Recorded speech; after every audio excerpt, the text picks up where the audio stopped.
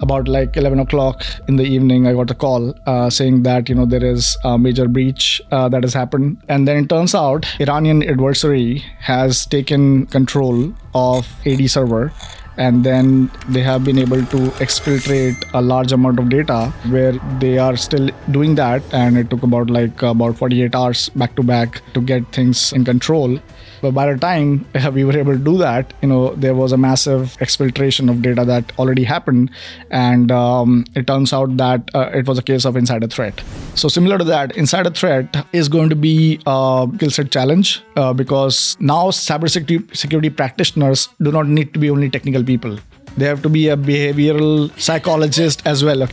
MBA as a whole, along with my computer engineering degree, that shaped the entire career. That kind of, is a big contributor to where I am right now. And from the psychological standpoint, a master's degree, especially in business, coupled with the technology background, that is absolutely hardcore output. That gives you an edge, which is a path to leadership for sure.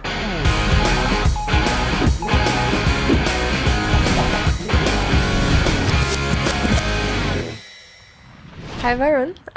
Welcome to Be Fearless podcast here at SquareX. It's a pleasure to have you here. Thank you. Thanks, Alexandra, for having me here. It's a pleasure to be here, and I look forward to discuss further. Just want to learn more about your background. Tell us more like which industries you worked for and how your cybersecurity career evolved. Yeah. So, we have to go a long way back then. Yeah. So, I actually, started dabbling with cybersecurity back in the college itself. So I was actually a cryptographer. So I was working in the domain of cryptography and RSA. So I published some papers then. And then with a bunch of friends, I actually started working towards having an organization which could actually help, CBTs, which is computer-based tutorials. With computer-based tutorials, then we started, making some content, basis that, then we launched a company. So I started my career as an entrepreneur. And then I think I kind of expanded it till about 300, 400 people and then exited in 2010. So that was the starting point. Oh, wow. That's actually quite unusual. Not many people that we spoke to started from the entrepreneurship and then switched gears. Yeah. And then I kind of moved into professional world. So there, I joined Deloitte and then dabbled between different industries. So the second industry that I worked in was big tech. So I joined Adobe. There again, I was, building security operations center capabilities. Then I moved to consulting world again. And then, so kind of, I have been, on both the sides. I've been seeing the industry part where, how industry operates, healthcare, FSI, big tech, and how consulting, world actually operates. Going in depth into the industry side, and I come back and do the consulting. So, that has been the way forward in my career so far. That's very interesting. And right now you're in the financial sector. How did it feel to jump from such a different industry like healthcare, consulting into financial services? How did your role change? So, I think what I consider extremely critical from the cyber point of view, few industries. One of them is actually FSI, apart from critical infrastructure, healthcare, and then comes FSI. So FSI has got different challenges, right? Yeah. And the kind of things we are dealing with here is a direct impact on revenue, right? So, if something happens, let's say in critical infrastructure, then, you have actual life disruption. Here, if something happens, your actual, salary goes out of the bank, right? So, the kind of challenges here are different. But obviously, the budgeting, the kind of actual scenarios that we have to cover are something which are driven from top to bottom. Everybody considers, security like a core, It has become a boardroom talk, since past maybe 10 years or so. Earlier, it was only, we have IT and, CTOs and everyone talking, and then there's a small part, which is cybersecurity. But now it's directly, we have a representative who is in the board of directors or the board of governors, in the C-suite executives who are taking decisions along with the key decision makers and then trickling it down. So, that's a big difference that has come to FSI. Yeah. It's very interesting. And, today cybersecurity is actually considered one of the biggest challenges when discussed during the World Economic Forum. Right. So this is something that is not just a side talk, but as you mentioned, a main talk. Correct. So what are some of the challenges that you think specifically financial industry faces when it comes to cybersecurity if we have to compare with other industries? Financial industry, it's actually a generic thing, and then I'll talk about what is specific to financial. What is happening is that, in the cyber realm, we are seeing too many subgroups, coming up. So, you have your SOC, and then, you used to have a VLM, vulnerability management, and then you used to have, some of the smaller units working together, and then, driving cybersecurity agenda. Yes. Now, you have at least 30 to 40 subgroups within the cybersecurity, or, we call it now cyber defense. So cyber defense has got, about 30 or 40 subgroups, and all of them are, working in some or the other way towards cyber defense, but, few of them are talking to each other. Oh. Right.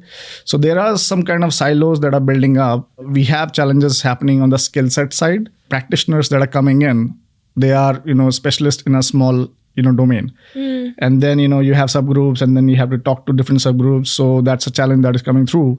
Second part is from the FSI point of view, we are seeing that the business needs to have more understanding of what threats are looming ahead. Yes. And basis that, they have to take, proactive measures. So obviously, we run awareness campaigns, we run, different ways of reaching out to business users and making them understand how it is going. But let's say, with the Gen AI, being leveraged by threat actors, the deception techniques are becoming extremely focused.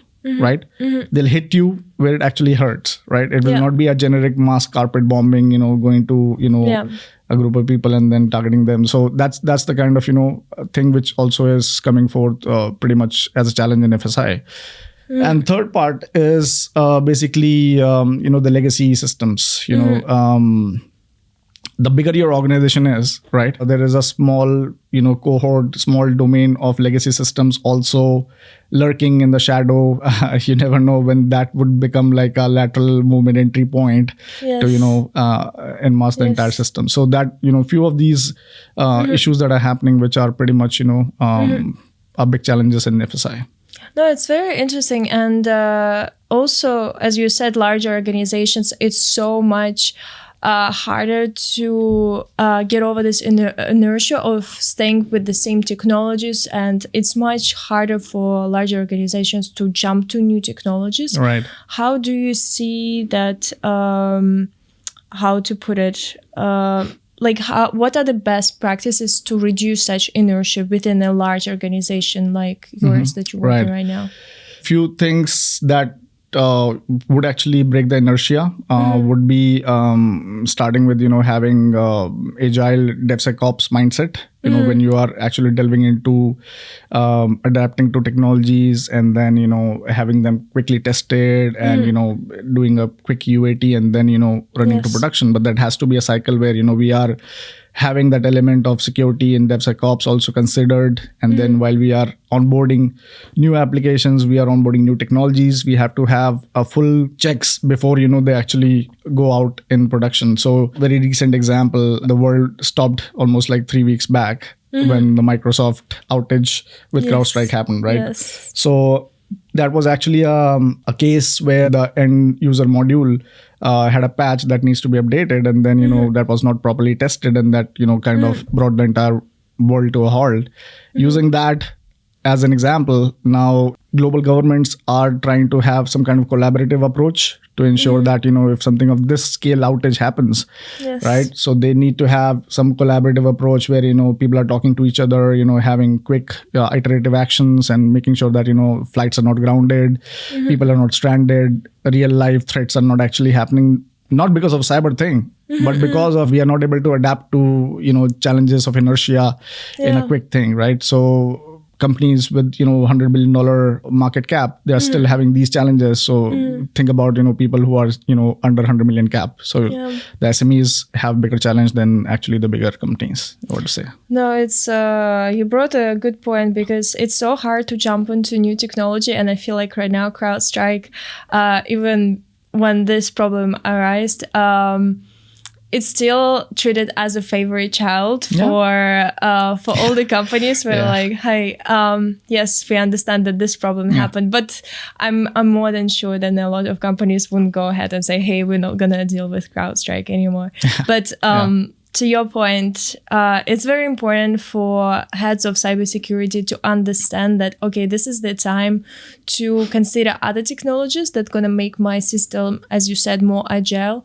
So what's your view about current SASE, SASE solutions out there? So current SASE solutions were actually help to bring that kind of evolution in the overall threat landscape for organizations. That would be something which will bring a next level of maturity to organizations, with the edge computing taking more mainstream perspective for cyber practitioners.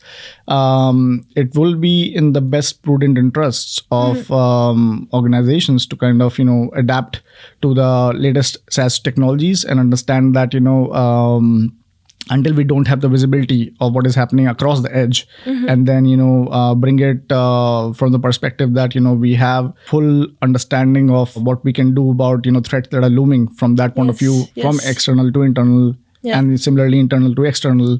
We'll be able to have a better viewpoints and have more intuitive approach towards protecting organizations. That's definitely a step. If the people are still considering or are still estimating budgets for next year, this will be a right time, and they kind of understand that they have to enable these technologies as soon as possible.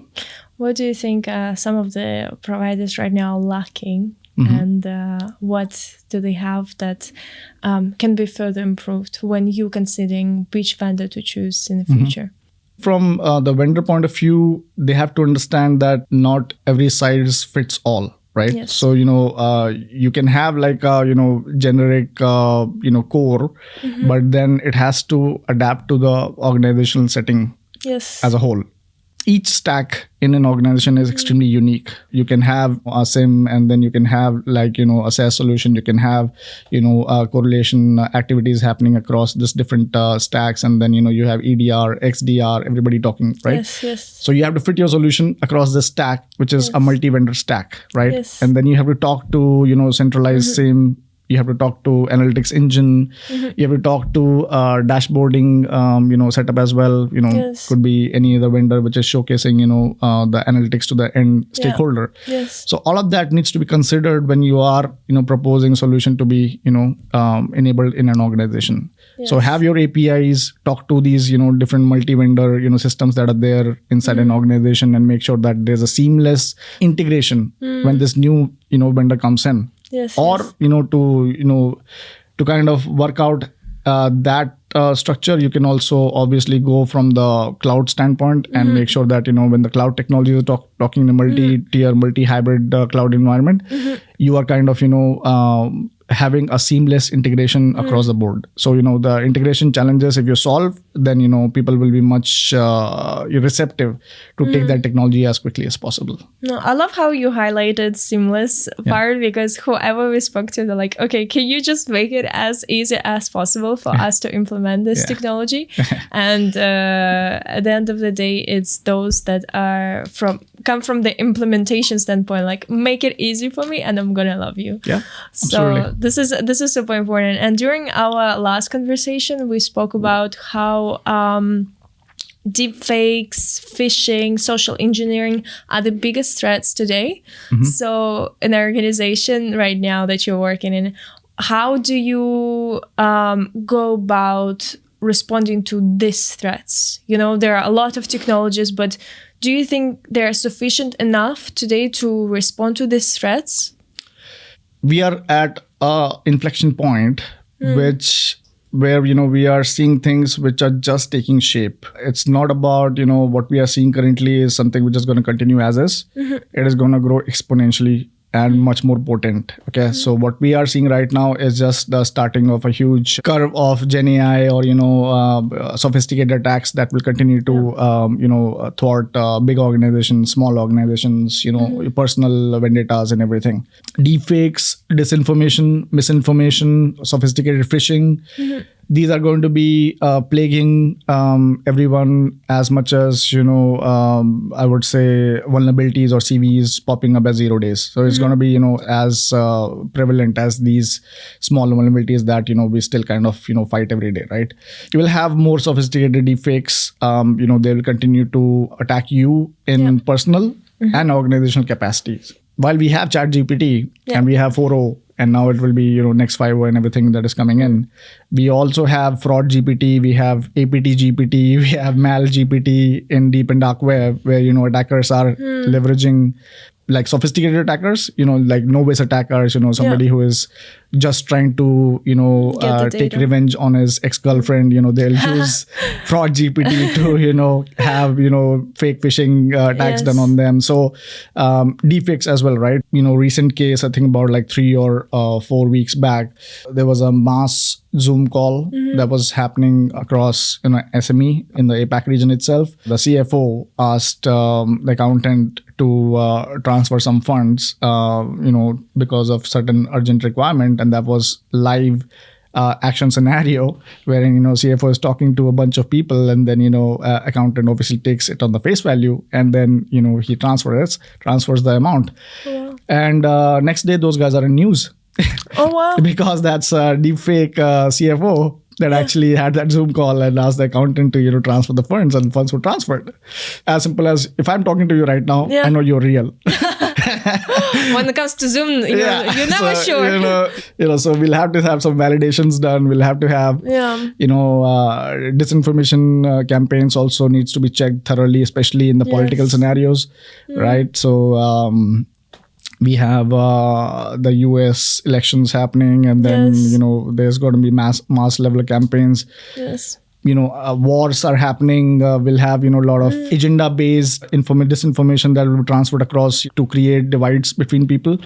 So the impact of these small things is going to be so huge that it will lead to divisions between people. It will have conflicts across different time zones, and it's just going to be really out of control. So that's where we are in that era. And that's why companies like us, companies in FSI, companies in big tech, even SMEs, they'll have to have controls in place, which needs to have multiple levels of validation. You cannot just have a single, communication saying that, this is something that needs to be done. Yeah. And then you don't have any other checks, and then, you take action on that. So the pace to action needs to have different toll gates, right?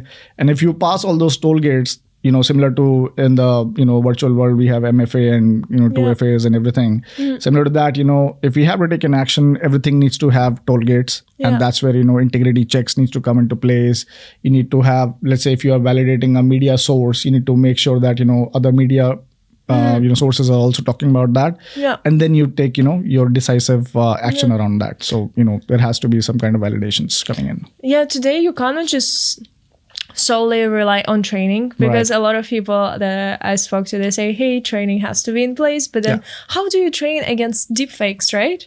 You can have the best training in the world, but then if something comes on a Zoom that looks exactly like a person you just spoke to, then it's so hard to distinguish. And right now I feel like AI can be both virtue and the curse.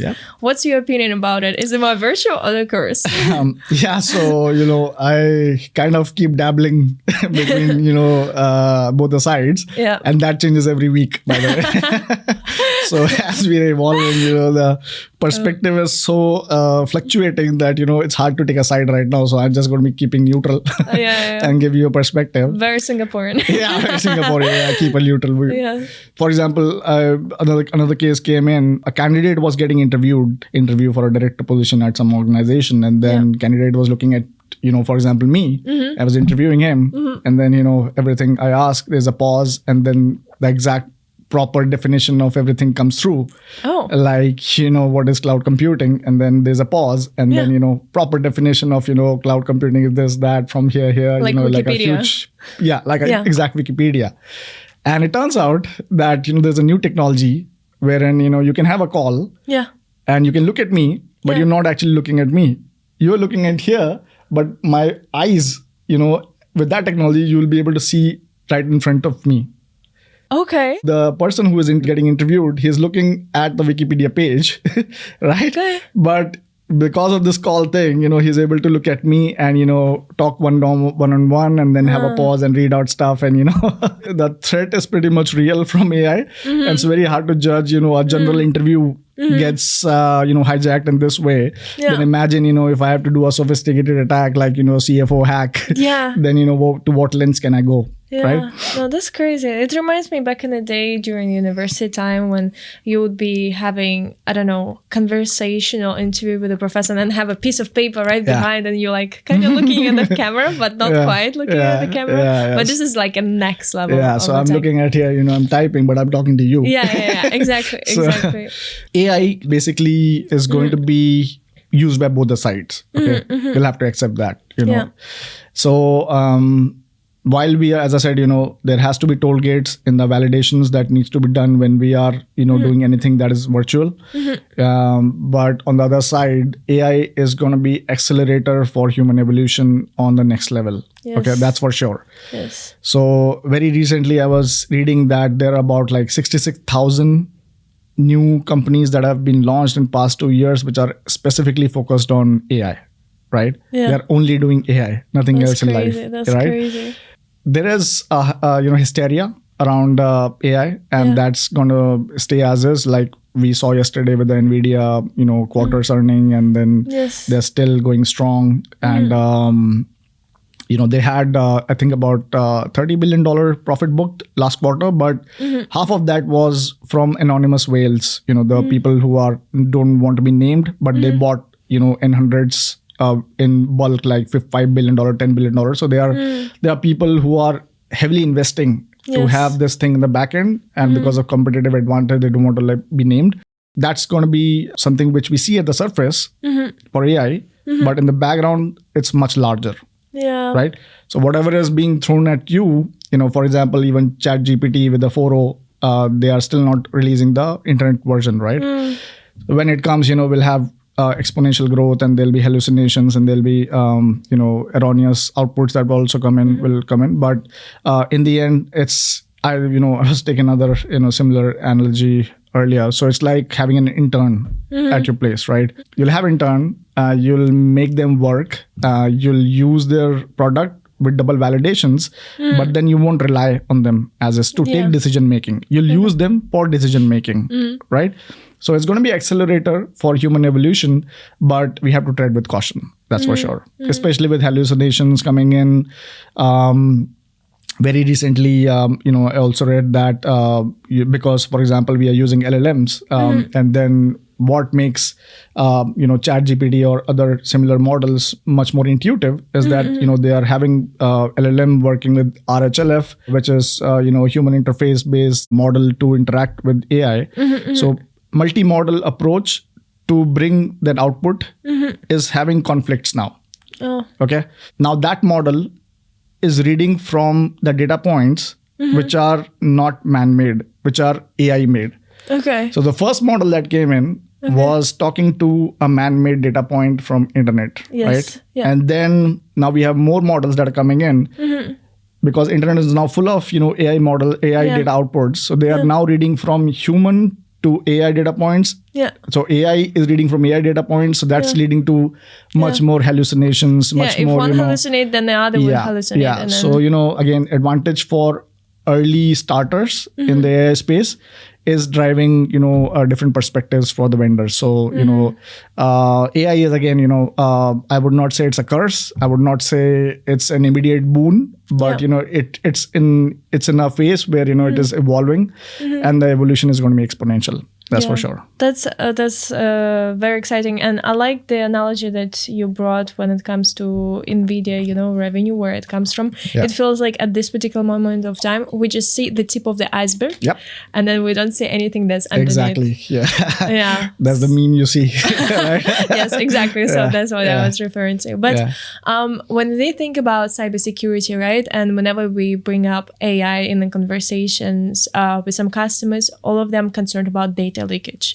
So what do you think about how should heads of cybersecurity think of AI, how to prevent data leakage? Because you also don't want all your financial data to be used to train someone else's model. So what's the best strategy to go around it? Again, from the organizational standpoint, data leakage, data exfiltration, data breaches, data is actually, I would say the new money.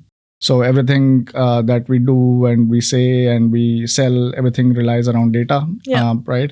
Keeping data intact is the top priority for, I think, all organizations which actually rely on a revenue stream, I think, which everybody does, right? Some toll gates that people have to ensure emerging technologies do not work towards that scenario where, we are losing our data is, having a multi-layered defense in depth approach towards ensuring that data lies in the core of your entire tech stack. And when it lies in the core, then to reach to that core, you would need to go through so many things that it's practically impossible for, attackers to actually reach that part of the zone unless it is not an insider threat, right? So insider threat also happens to be one of the defining problems for most organizations. So keeping all that in mind, still, data breaches and data exfiltration happens, right? But what kind of data actually gets exfiltrated? That's the question that, we need to ask. General data where, PII information is leaking out, that is potent. That also, leads to a lot of issues. But when, let's say, a lot more complicated financial data is at exposure risk, then, the kind of, impact that we're looking at is deterrent to the entire organization. So classifying data accordingly, identifying, what are your key elements of data that you need to consider, making sure that, data lies at the heart of your tech stack and, everything revolves around protecting data. Yes. So all the, perimeter approach as well as core approach needs to be focused on ensuring that, your data is protected at all costs. Yeah. No, you always have to be prepared for anything to happen. And I'm just thinking from the perspective of incumbents, right? The market is so big, but at the same time, you don't know if the current technology is ready to solve all these data leakage problems. What is your thoughts about like CrowdStrike, all the bigger actors out there? Are they ready to address problems when it comes to data leakage? On paper, everybody is, pretty much looking to secure data. So that's the key strategy that everybody anyways, provides. Yeah. But, while they do that as vendors, they'll have to understand, as I said, not all size fits all. Yeah. So you have to kind of take a tailored approach to understand, first of all, the data landscape of an organization. And basis that, you'll have to tailor your product to ensure that, the data landscape is protected across the entire surface of the organization. So organizations now are not limited to only, one unit. So you have a third party. Yes. You have fourth party now. Yeah. Right. So, the perimeter of data traveling from ABC organization to the world is multiplying manifold. Yeah. So that's where, once the data is tagged, where it is traveling and you are protecting the entire journey of data is where, the strategy of vendors needs to play a part here. Is you cannot leave it only the moment it leaves organization ABC's perimeter. You have to also take it through the journey of working through the vendors. When there's a data breach at the vendor, you need to still have that encrypted, compressed, so that, you are still protecting the integrity. Similar to that, if in case it is posted on a DLS or less site, you are still kind of, picking it up and ensuring that, the decryption is not happening from the TA's point of view. So, just ensuring the journey of the data as a whole is protected is where, the interest should lie. Yeah. Third-party risk is a big issue today because you can protect your organization as much as you want. But if, let's say, a third party gets affected, what can you do about it? They might just get access to all your data. Absolutely. So the kind of data you provide to third parties, that's extremely important. You have to consider. You cannot just give the core access to all the third-party vendors that come in, because the organizations that are working in third-party space sometimes are pretty small, right? And when they are small, they do not have budget of that scale to protect, sophisticated attacks that are coming through.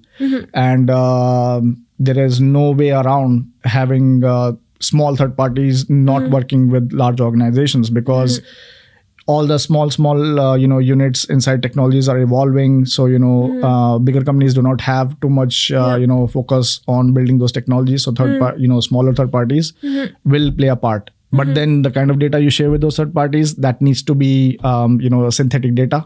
So that needs to be a data which talks about the data itself and not exactly the data. It could be metadata, it could be compressed data, it could be a data in a shape where it is unusable by a unknown third party, like a threat actor or something, right?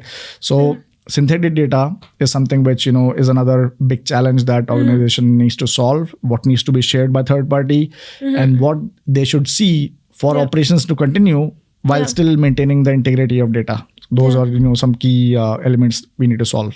No, definitely. I think that's a very good point that you brought up. And if we shift the gears from more of a AI standpoint, I'd love to learn more about your blockchain experience. You've been in the crypto. We also interviewed Jayesh from Cloud Village, who is also CISO of a large crypto exchange. Right. So I'd love to know your experience when it comes to cybersecurity within crypto and blockchain. Sure.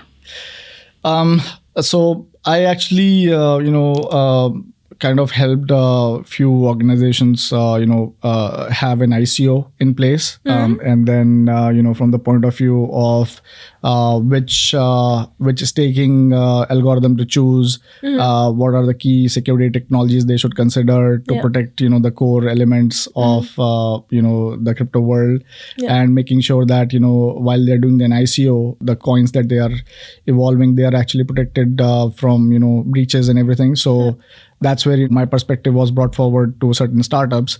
But again, from the crypto world standpoint, I would say the threats have subsidized. They are still there, as people are not really bullish as of now. With I think fiat currency is still kind of bringing down the values of different crypto coins that are coming in. So there is still kind of a little bit less interest now in building a full blown crypto output, but the threat still looms out there. Yeah, pretty much. Yeah, no, it's very interesting. It's so interesting to see how cybersecurity fits into these new emerging industries that are yet to develop. Right. Because in so many countries crypto is blocked, some exchanges are blocked, so it's just very interesting to see how those two industries can fit into each other and create this more healthier atmosphere, because when there is a risk that something might get hacked, that's why it doesn't really work. Absolutely.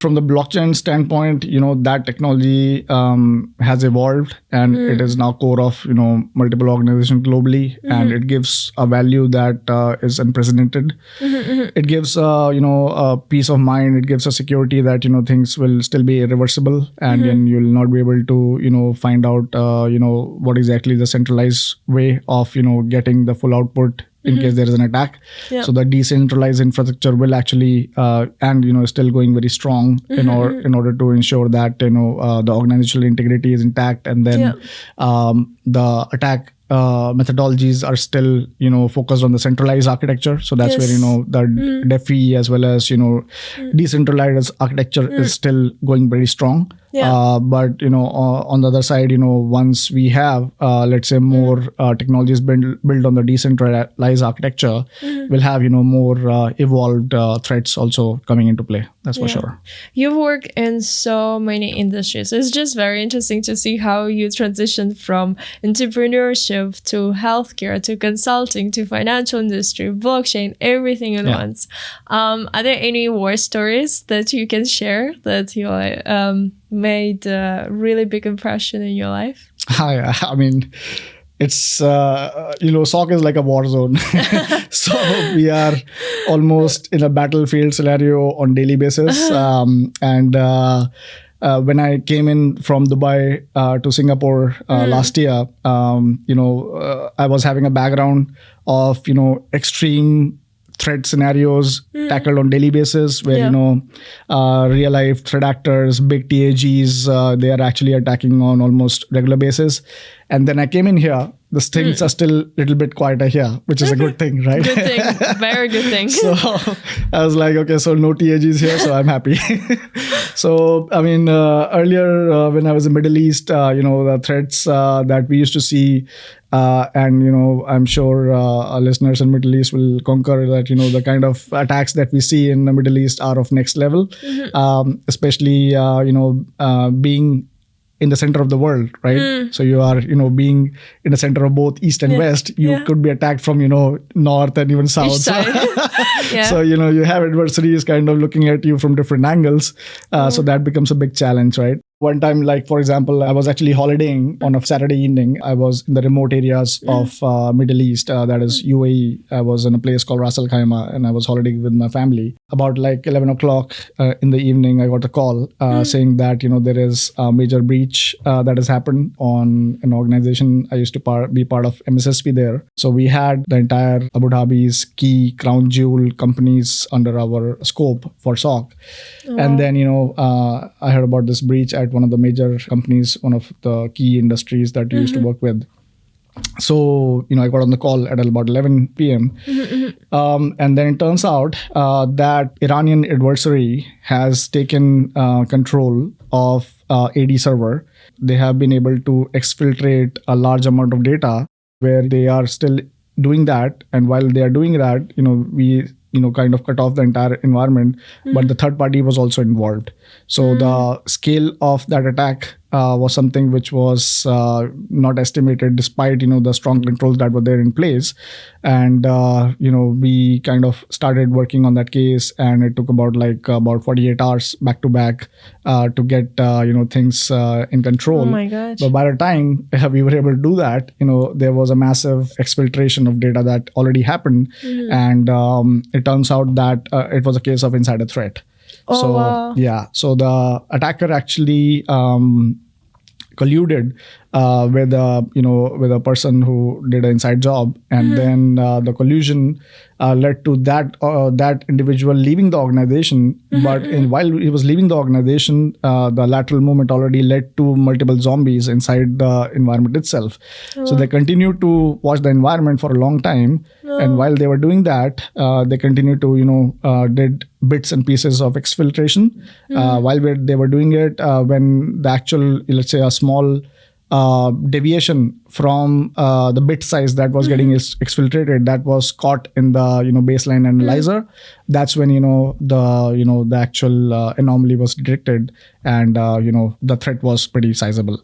So it's a real life APT attack that happened that day, and that's pretty much happening on regular basis. So despite the major controls that are there in place, a 0-day vulnerability was exploited. Insider threat job was collusion, and then it turned out that this multi-layered attack was done to exfiltrate a certain critical data, which was very deterrent to the organization. This is insane. This is insane. Just to, whenever people talk about insider threats, they think, okay, there is a certain threat, and they think that they can still mitigate. But when we talk about this kind of scenarios, I imagine that the cost of it would be like in millions, billions dollars. Absolutely. And this is just insane. This proves another point how important it is to know how do you deal with that insider threat. So what would you say are the best practices when it comes to dealing with such situations?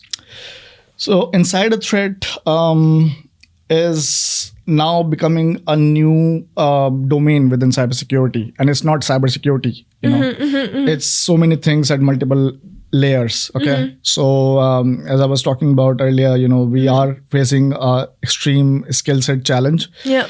In cybersecurity, when we have evolved now to cyber defense, so we have so many subunits, and a practitioner comes in, they have only a small perspective. But who will give a perspective of cyber defense, right? So the skill set gap is becoming a challenge. Second part is the attack scenarios are going to be evolved to psychological attack scenarios pretty soon. Right. So it's going to be a psychological warfare from the cyber perspective coming in very quickly. And that has already started. With AI, what actually is already happening is they are doing deceptive techniques and phishing campaigns, which are attacking your psyche. Rather than actually attacking, a general mass carpet bombing, saying that, you have a certain attachment, you have an invoice and everything. Those are, things of the past. Now they are attacking your psyche. They will read your baseline. They'll understand, what things are mattering to you, who you're communicating with. They might even target boomers, your parents, and the generations, which are not very technology intensive. And they will kind of, use that to have very targeted, information coming in from you. Okay. And that is all being done in an automated way. It's not something which I'm, sitting as a attacker and crafting. It is happening, by an automated AI model in place, right? Yeah. So similar to that, inside a threat is going to be, a skill set challenge because now cybersecurity practitioners do not need to be only technical people. They have to be a behavioral analytical psychologist as well. Okay. So using a psychological decision-making output, you have to utilize that to identify that what could be the alibi or what could be the modus operandi of an insider and where it is leading to. So you have to see the entire picture, okay? You don't have to, just be limited to, okay, so this guy, there's an anomaly in the behavior analytics, the guy, logged in later in the day and then came out. That's not going to work.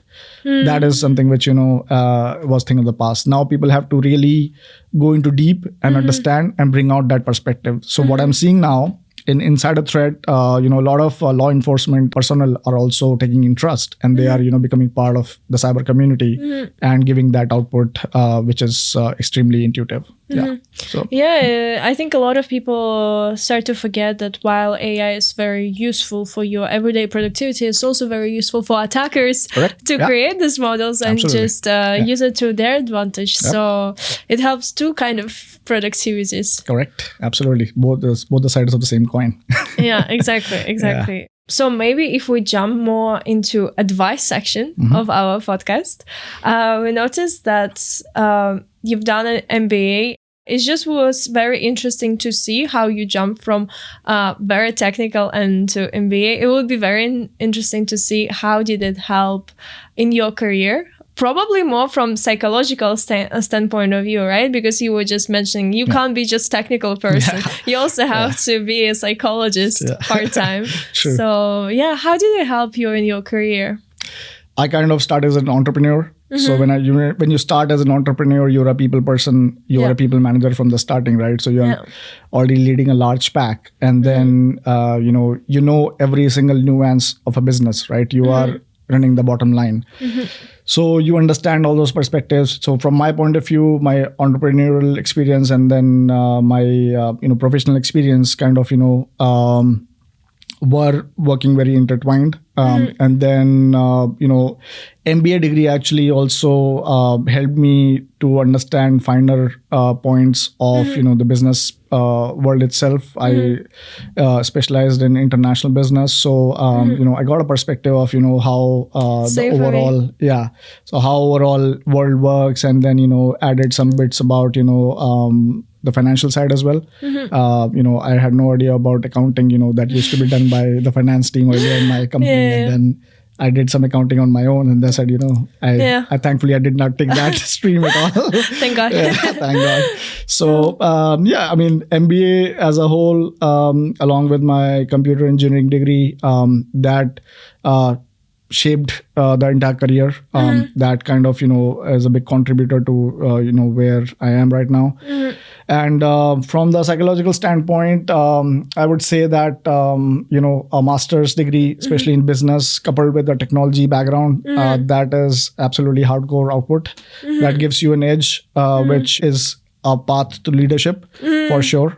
That tells you that it's not about only running tech. It's about running people. It's about running numbers. It's about having entire organization giving an output which is useful for consumers. Yes, right? Exactly. So you have to see a larger picture. You have to also see the ESG perspective. You have to see the environmental perspective, sustainability perspective.